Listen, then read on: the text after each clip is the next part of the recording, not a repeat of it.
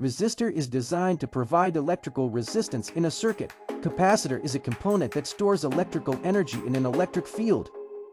Inductor stores energy in a magnetic field. Diode is essentially a one-way valve for electricity. Zener diode can safely allow current to flow in reverse. Transistor acts as either an electronic switch or an amplifier. Thermistor is a resistor whose resistance changes significantly with temperature.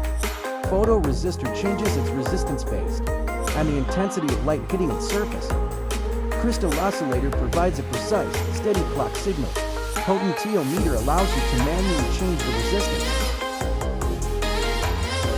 Relay allows a low-power signal to turn on or off a high-power circuit.